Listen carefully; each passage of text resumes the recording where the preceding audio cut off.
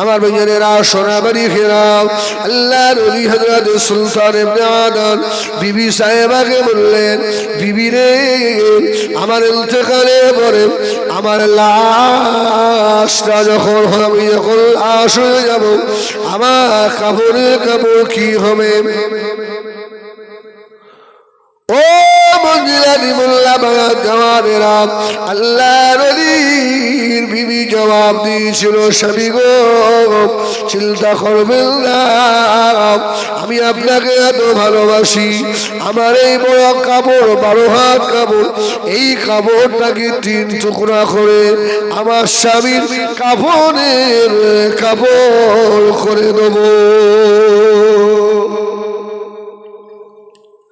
আল্লাহর ওলি বলেছিলেন, ও আমার বিবি রে, না না না, আমি তোমাকে একটা ওসিয়ত করে যাই বাবা, আমার ইন্তেকালের পরে আমার লাশটা বেশিক্ষণ জমিনের উপরে রাখবে না, তাড়াতাড়ি করে আমার লাশটাকে দাফন করে দেবে। এ বললেন মোল্লা পাড়া জওয়ানেরা, আল্লাহ নবী বারবাতে সাহাবীরা, আমি রাসূলুল্লাহ তোমাদের বলে গেলাম 3টে কাজ যেন দেরি করো না বাবা। 1 নাম্বার হলো আসসালাত, নামাজের যখন সময় হবে দেরি নয়, তাড়াতাড়ি নামাজ আদায় করবে। আল্লাহ নবী বারবাতে 2 নাম্বার হলো ছেলে মেয়ে যদি বালেগা হয়ে যায়, বিবাহর বয়স যদি হয়ে যায়, আল্লাহ নবী বারবাতে তাড়াতাড়ি বিয়ে দিয়ে দাও, সম্মান যাতে না চলে যায়। 3 নম্বর হলো আল্লাহ নবী বললেন, তোমাদের মা বাপ আত্মীয় স্বজন যখন মারা যাবে বেশি দেরি করো না বাবা, তাড়াতাড়ি দাফন করে দাও।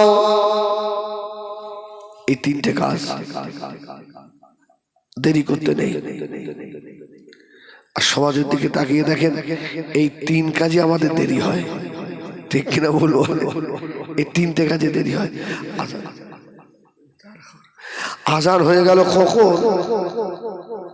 নামাজ পড়ছে সেই যেই বক্তে, আউয়াল ওয়াক্তে রাসূল বললেন নামাজ পড়ছে, শেষ ওয়াক্ত থেকে নামাজ বাদ দেন।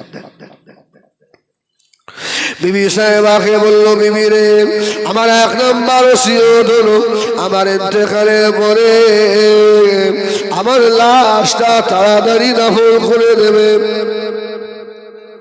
ও আমার বিবি রে, 2 নম্বর ওসিয়ত হলো আর আমার এই গায়ের জামাটা নিয়ে মাথার দিকে সেলাই করে, ও আমার বিবি, আমার এই জামাটা আমার কাপড় হবে, আমার পায়ের দিকে যদি কাপড় না থাকে, ও আমার বিবি ঘাস লতা পাতা দিয়ে আমার কোমরের ভিতরে আমার পাটা ঢেকে দেবে। বিবি রে, আল্লাহ কারোর কাফন দেখে না রে, আল্লাহ কারোর চেহারা দেখে না রে, আল্লাহ পাক দেখেন ফালিয়ামাল আমালান সালেহা, বান্দার নেক আমল কতটা আছে সুবহানাল্লাহ বলে।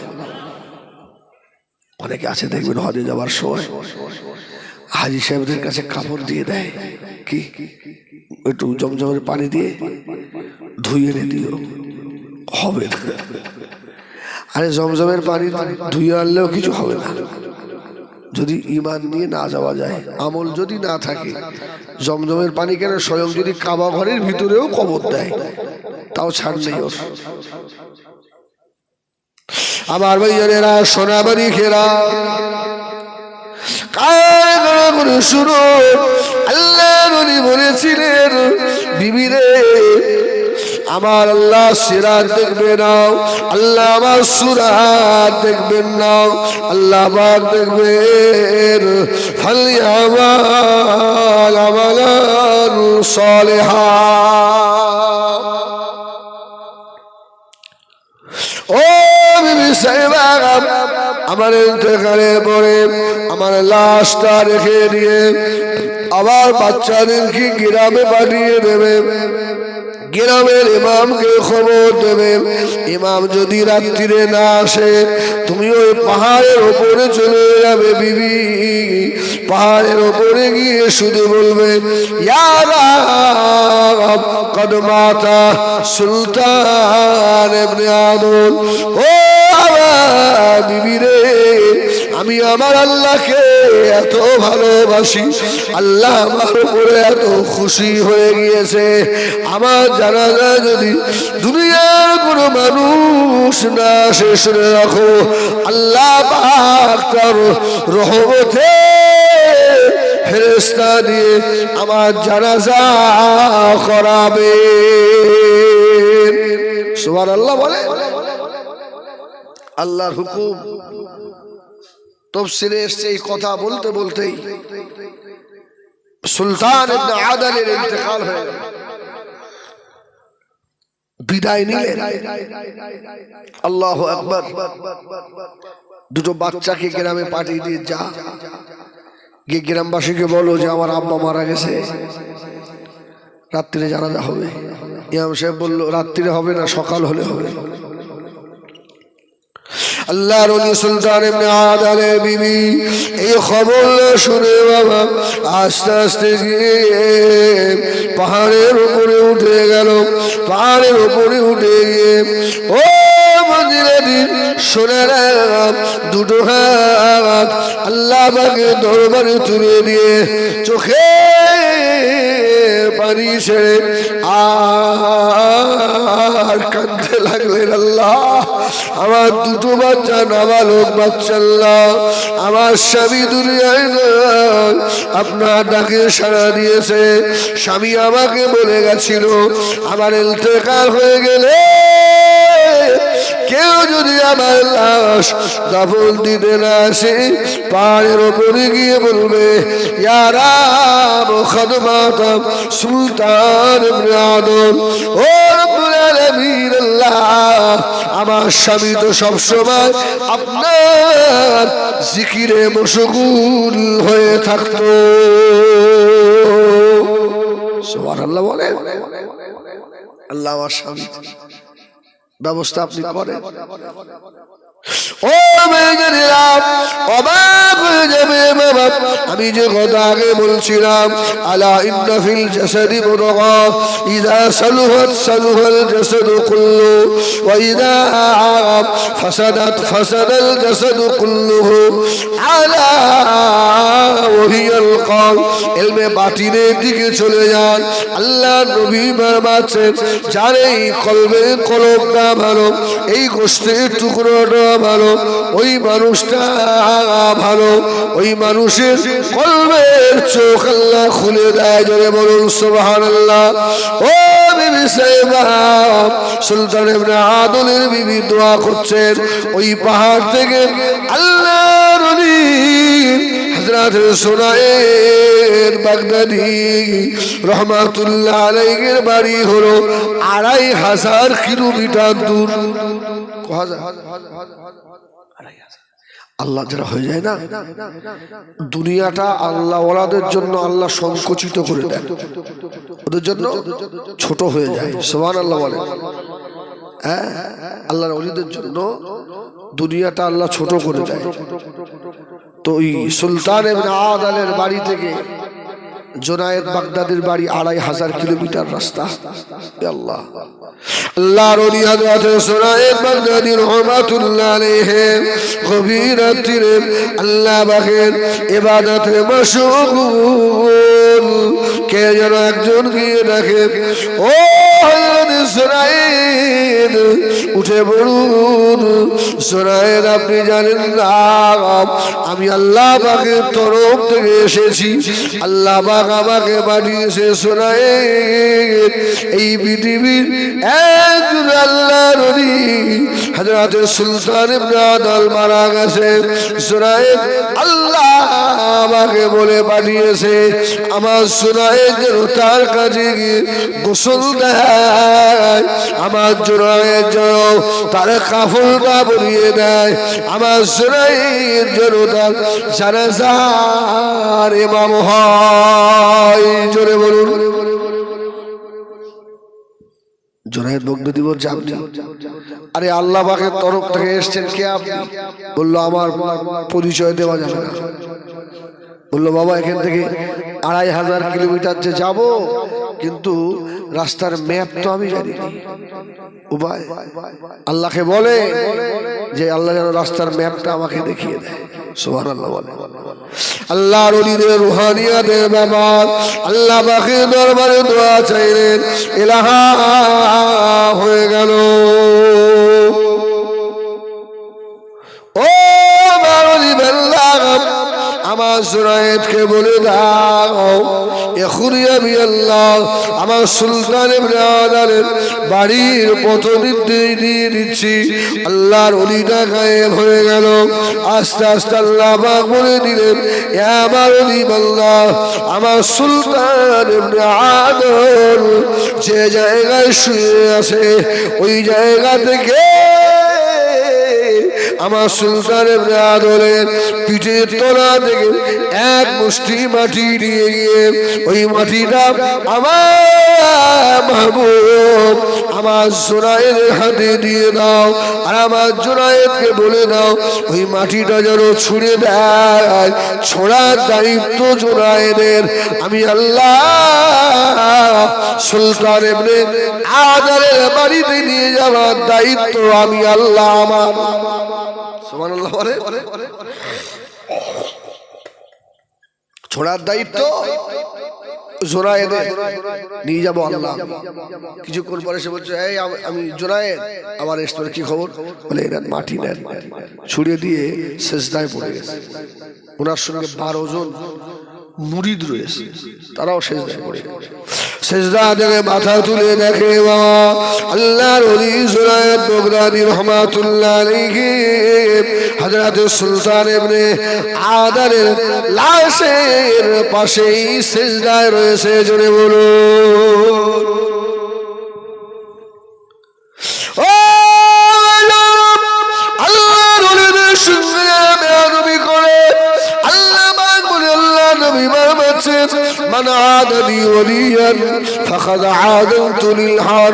এরা যেন তৈরি থাকে, আমি আল্লাহ আমার সঙ্গে জিহাদ করবে। বলুন আস্তাগফিরুল্লাহ রাব্বি। আল্লাহু আকবার।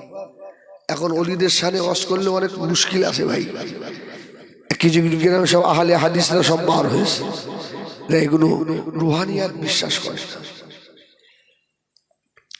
আল্লাহর ওলি হযরত সুলতান ইবনে আদলের লাশের পাশে সিজদা দিয়ে উঠলেন।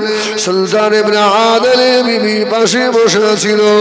আল্লাহর ওলি জোনায়েদ বলল, ও সুলতান ইবনে আদলের বিবি, ও মা, যদি মা দূরে সরে বসো মা। ওই সময় সুলতান ইবনে আদলের বিবি জিজ্ঞাসা করলেন, কে বাবা আপনি? কি নাম বাবা? কোথায় বাড়ি আপনার? আল্লাহর ওলি জোনায়েদ বললেন, ও মা সুলতান ইবনে আদলের বিবি, আমি হলাম আল্লাহর ওলি বান্দা জোনায়েদ। জোরে বলুন। আমি সেই পাহলোয়ান জোনায়েদ। সুবহানাল্লাহ বলে। সুলতান ইবনে আদলের বিবি বলছে, হ্যাঁ, আমার স্বামীর কাছে আমি আপনার নাম শুনেছি। চিন্তা করতে হবে না, আমি এখনই সুলতান ইবনে আদলের গোসল দেব। আর কাফনের কাপড় নিয়ে এসছে। হচ্ছে কোথায় পাবো? হুজুরের ছেলে একটা জামা রয়েছে। আল্লাহর ওলি জোনায়েদ বগদাদি রহমাতুল্লাহ আলাইহি নিজে হাতে করে সুলতান ইবনে আদলের গোসল দিয়ে দিলেন। ও আমার ভাইজানেরা, এমন সময় আল্লাহর ওলি হযরত সুলতান ইবনে আদলের লাশের কাফন হবে। আল্লাহ আল্লাহর ওলি জুনায়েদ বাগদাদি নিজের মাথার পাগড়িটা খুলে ফেললেন। 12 জন মুরিদার পীর যখন পাগড়ি খুলেছে, 12 জন মুরিদারও পাগড়ি খুলে ফেললো। আল্লাহর ওলি জুনায়েদ বাগদাদি বলল, বাবার আমার পাগড়িটা থাকবে, আর 2টো পাগড়ি দাও। আল্লাহর ওলি সুলতান ইবনে আদালের আমার পাগড়ি দিয়ে কাফন করে দেবো। জোরে বলুন। আর মুরিদারেরা বলল, হুজুর আমাদের পাগড়িগুলো কি হবে? হুজুর বলল, বাবা সুলতান ইবনে আদলের লাশের যে জায়গায় বাঁশের আতালি দিয়ে আর কলা পাতা দেওয়া হয়, ওই জায়গায় তোমাদের চাদর গুলো পাগড়িগুলোকে বিছিয়ে দেবো। ও মেয়েরা, অনেক বড় ঘটনা আমি সংক্ষেপ করে দিলাম। আল্লাহর ওলি গোসল হয়ে গেল, কাফরও হয়ে গেল, লাশ ঘাড়ে করে নিয়ে ফরজে কিফায়াত জানাজা নামাজের জন্য দাঁড়িয়েছে। আল্লাহর ওলি জুনায়েদ ইমাম শুধু আল্লাহ বলে হাত তুলেছে। কে যেন পিছল দিক দিয়ে এসে আল্লাহর ওলি জুনায়েদের হাত ধরে ফেললো। জুনায়েদ, তুমি জানাজা পড়াবে না, আল্লাহ পাক আমাকে পাঠিয়েছে। জুনায়েদ, আল্লাহর ওলি হযরত সুলতান ইবনে আদলের জানাজা আল্লাহ আমাকে পড়াতে বলেছেন। সুবহানাল্লাহ বলে। জুনায়েদ বাগদাদি বলছে, বাবা এ আবার কত বড় ওলি! এই মানুষটার হাতে এক হাতে লাঠি আছে আর এক হাতে একটা চামড়ার ব্যাগ। আল্লাহর ওলি জুনায়েদ বাগদাদি ইমামতি জায়গা থেকে সরে গেলেন। ওই মানুষটা বলল, জুনায়েদ, ওই সুলতান ইবনে আদলের গা থেকে তোমার পাগড়ি খুলে নাও। আল্লাহর ওলি হযরত সুলতান ইবনে আদলকে আল্লাহ পাক এত মুহাব্বত করেন, এত ভালোবাসে, আমার ওই ব্যাগের ভিতরে আল্লাহ পাকের তরফ থেকে আল্লাহ 3টি কাপড় কাফনের জন্য পাঠিয়েছে। আল্লাহর ওলি জুনায়েদ দুটো চোখ দিয়ে পানির তোষা গড়িয়ে যায়। আয় আল্লাহ, কার দরবারে মাহমুদ এলাম। হুজুর আমার ব্যাগ খুলে ওই 3টি কাপড় দিয়ে আবার সুলতান ইবনে আদলের লাশ কাপড় পরে পুড়িয়ে নিলেন। জানাজা শুরু হয়ে গেল।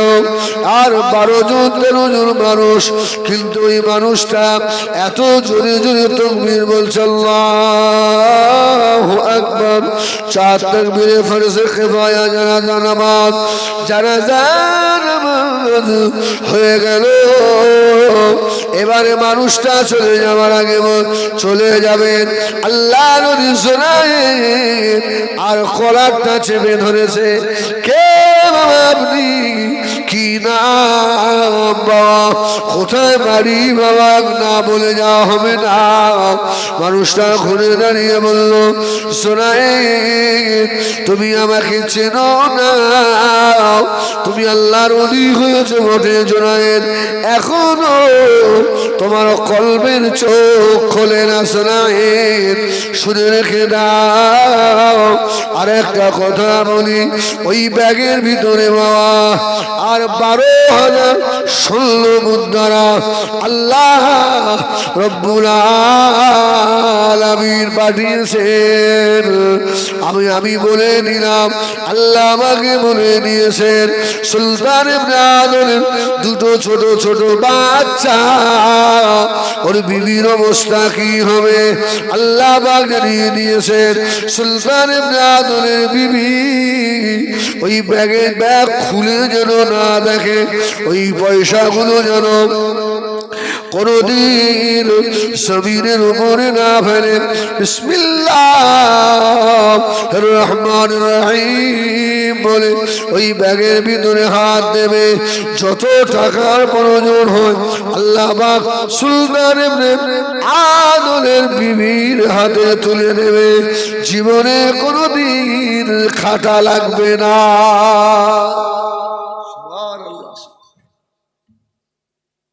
জুনায়েদ বাগদাদি বাবা আল্লাহর উপরে এত খুশি হলো কি করে? মানুষটা দাঁড়িয়ে রয়েছে, আল্লাহ নবী জিজ্ঞেস করলো বাবা কি নাম বাবা আপনার? আর একটা কথা জিজ্ঞাসা করি বাবা, এই তো 12 জন 13 জন মানুষ, আপনি এত জোরে তাকবীর কেন পড়লেন? ও মেয়েরা ও ব্যক্তি বলেছিল শোনায়েন তুমি দেখো না আল্লাহ যে আমাকে দেখায় আমরা এই 12 জন নয়, সুলতান ইবনে আদলের জানাজায় আল্লাহ পাকের 12 লাখ রহমতের ফেরেশতা এসেছে। জনে বলুন ও তুমি আমাকে চেনো না?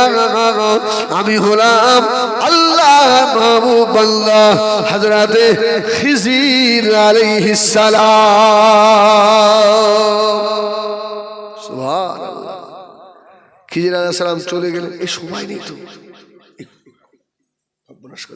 খুব অল্প সময় একটু হালকা জিকিরের মাহফিল যখন লেখা হয়েছে কি আমার ভাই একদম 2-5 মিনিট অন্তত নফিস বাতে জিকিরটা করি। আমার মুজাদ্দিদ জামানের সিলসিলার একটা উসুল অনুযায়ী আমরা সকলে বিসমিল্লাহর সঙ্গে ফাতিহা কয়েকবার দরুদ শরীফ পড়ি।